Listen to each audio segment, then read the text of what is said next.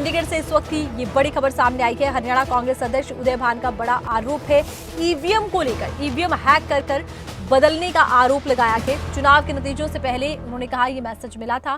कांग्रेस प्रदेश प्रभारी दीपक बाबरिया को मिला था मैसेज और नतीजों से पहले सुबह 7:30 बजे मैसेज आया था। कांग्रेस 14 सीटों पर पिछड़ेगी। उदय भान ने कहा कि ये मैसेज आया था। मैसेज में 14 सीटों पर ईवीएम हैक करने का दावा किया गया था। तो कांग्रेस प्रदेश अध्यक्ष ने कहा कि एक मैसेज आया था चुनावों के दौरान। खबरें अभी तक के स्टेट हेड जितेंद्र चौधरी ने कांग्रेस प्रदेश अध्यक्ष उदय भान से खास बातचीत की है, वो आपको सुनवाते हैं। चुनाव के नतीजों के बाद अब ईवीएम पर सवाल उठाने की बात कांग्रेस की तरफ से कही जा रही है। ये कहा जा रहा है कि रिजल्ट को प्रभावित किया गया है, जनता के मैंडेट को चुराया गया है। और ये हम नहीं कह रहे, कांग्रेस के प्रदेश अध्यक्ष उदय भान इस बात को कह रहे हैं क्योंकि उनके पास एक मैसेज इस तरीके का जो है एक तथ्य के तौर पर है, जिसमें ये दावा किया जा रहा है कि किस प्रकार की सीटें रही, किस प्रकार से सीटों को हरवाने की बात रही, क्या कुछ वो पूरा मसला है जिसे लेकर के अब कांग्रेस के कुछ नेता हाई कोर्ट का रुख करने जा रहे हैं। हम सीधे उस तथ्य पर पहुंचते हैं क्योंकि इसमें जो सबसे बड़ा तथ्य है कांग्रेस के नेता मान रहे हैं वो एक ऐसे मैसेज को मान रहे हैं जो चुनाव के दिन नतीजों की गणना से पहले ठीक आधे घंटे पहले कांग्रेस के जो प्रभारी हैं दीपक बाबरिया, उनके पास एक मैसेज के तौर पर आया। क्या कुछ वो मैसेज है, सीधे प्रदेश अध्यक्ष उदय भान जी से जानते हैं। सर, किस तरीके का वो मैसेज है? ऐसा है कि जैसा आपने अभी जिक्र किया कि 8 तारीख को काउंटिंग थी हमारी 8 बजे से और 7:30 पर मॉर्निंग में हमारे जो प्रभारी हैं, हमारे एआईसीसी के जनरल सेक्रेटरी हैं, सीडब्ल्यूसी के सदस्य हैं दीपक बाबरिया जी, उनके फ़ोन पर मैसेज आता है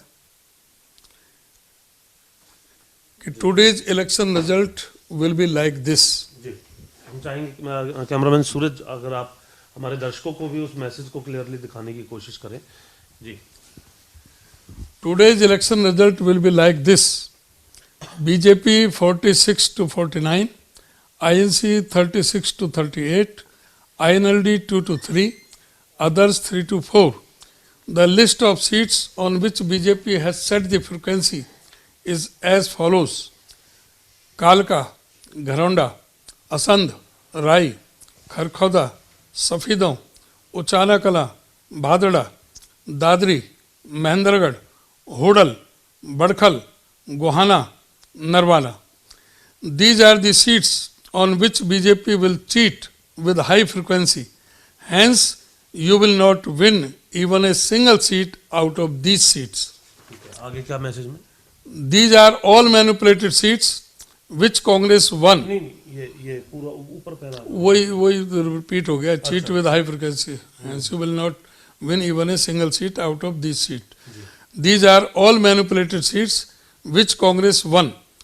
But BJP has changed the result by uploading data files in EVM. Therefore, there may be 2 to 3 seats different from the numbers given by me, but the result will be same as I have given the figures above. 7:30 AM.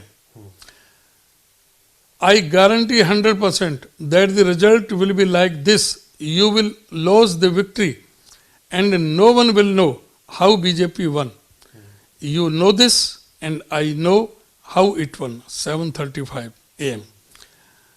आज आपको पता चल जाएगा evening को कि मैं हवा में बात नहीं करता। ये 7:39। फिर नेक्स्ट डे उसने और कहा है कि there were 14 more seats which you won but lost.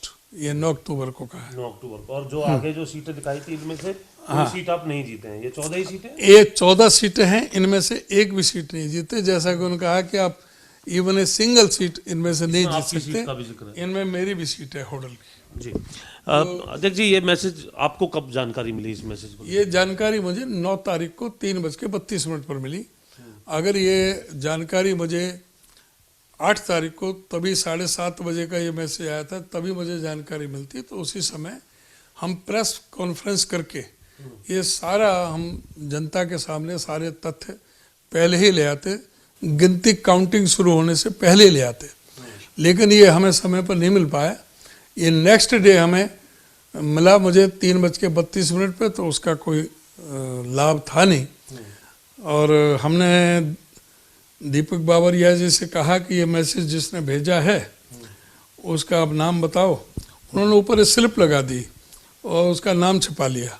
वो कहते हैं कि मैं उसका नाम बता दूंगा तो उसका मर्डर हो सकता है, उसकी जान को खतरा है। वो हमारा वो अंदर का आदमी जो इन्फॉर्मर है, तो हमारी उसके जान को खतरा हो सकता है, इसलिए मुझे उसकी जिंदगी भी मैसेज से ही सब कुछ हो गया या कुछ और भी मैनिपुलेशन आपको बताई गई, या इस व्यक्ति से कोई बात हुई हो उसका कोई जिक्र हुआ?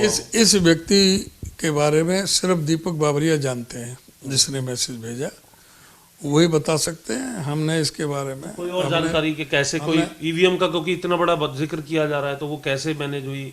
कोई और बात आई हो, कोई दीपक बाबरिया जी के माध्यम से आई हो जब आपने पूछने की? नहीं, उन्होंने कहा कि वहाँ से ईवीएम हैक करने की टीम आई है, वहाँ से 15 लोगों की। अच्छा। और उन्होंने 14, एक शायद सुपरवाइज कर रहा होगा, एक बार में 14 विधानसभा में गए, 14 करके मैं समझता हूँ 6 तारीख को 6 को किया और 14 उन्होंने 7 तारीख को किया।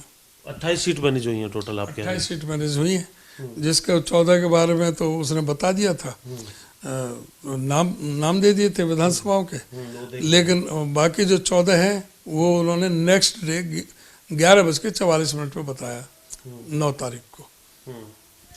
लेकिन अध्यक्ष जी आप कह रहे हैं कि आपको 9 तारीख को पता चल गई थी। आज तो तारीख अगर हम देखें तो 20 नवंबर हो चुकी है। हम 20 नवंबर को आप बता रहे हैं ये बात? हम इसलिए कि जब तक हम ये कोशिश कर रहे थे कि उसका पता लग जाए, नाम पता लग जाए जो भेजने वाले का, सेंडर का। वो हम दीपक बाबरिया जी से काफ़ी प्रयास करते रहे, कई बार कहा, और फिर मैंने तो कांग्रेस प्रेसिडेंट को, राहुल जी को भी लेटर भी लिख करके सारी बता दिए थे। तो उनसे भी मैंने कहा कि भाई इसके बारे में आप बताओ अपना, कि भाई इस तरह का हो रहा है, तो अगर जो हरियाणा में ये हुआ है तो इसका मतलब इससे पहले मध्य प्रदेश, छत्तीसगढ़ में भी हुआ होगा, राजस्थान में भी। तो सत्ता पक्ष के लोग कहते हैं ऐसे तो फिर हम हिमाचल में भी कर लेते हैं, जहाँ कांग्रेस जीतती है वहाँ तो ये बातें होती नहीं है। वो जितना जो मार्जिन वो करते हैं ना, मैनेज उस पर कि जितना मैनेज हो सकता है, जहाँ ज़्यादा मार्जिन होगा नहीं। और फिर हिमाचल छोटा सा प्रदेश है, उन्होंने नहीं किया होगा। अच्छा, कहीं आप कह रहे हैं कि कहीं छोड़ देते हैं जान के, ताकि आप छोड़ देते हैं कि भाई सभी को बिल्कुल 100% करना वो समझते हैं कि ठीक नहीं रहेगा। तो आप ये आधार है या और कोई आधार भी है ईवीएम का आपके नहीं, पास? देखिए इससे तो जब काउंटिंग से पहले और ये सारा मैसेज सत्य साबित हुआ है, तो इसमें ये तो बिल्कुल संदेह में है कि भाई ईवीएम पूरी तरह से हैक की गई है। हमें तो इस बात का पूरा संदेह है। इनको स्पष्ट करेगा तो इलेक्शन कमीशन करेगा, या इसके कोर्ट में, तो अंतिम तो अरदास पर कोर्ट में ही रहती है, कोर्ट को बताएंगे, वो बुलाएगा, कोर्ट बुलाएगा। दीपक बाबरिया जी से पूछे, उनसे पूछे कौन आदमी थे, कुछ इसमें सत्य मिले। कांग्रेस अभी भी ईवीएम की बात कर रही है। आप अपने जो आपसी खींचातानी थी, कमजोर कैंडिडेट कहीं कहीं उतारे गए थे, वो तमाम चीजें नहीं है क्या हार के पीछे? कोई कैंडिडेट बहुत बढ़िया उतारे गए थे, सभी पे चर्चा होकर के उतरे थे, कैंडिडेटों में कोई कहीं कमी नहीं थी। ये सिर्फ ईवीएम और ये बैटरी जो 99% जो बैकअप है, ये सीधा एक तो ये मैसेज आ रहा है, इधर 99% हो नहीं सकती।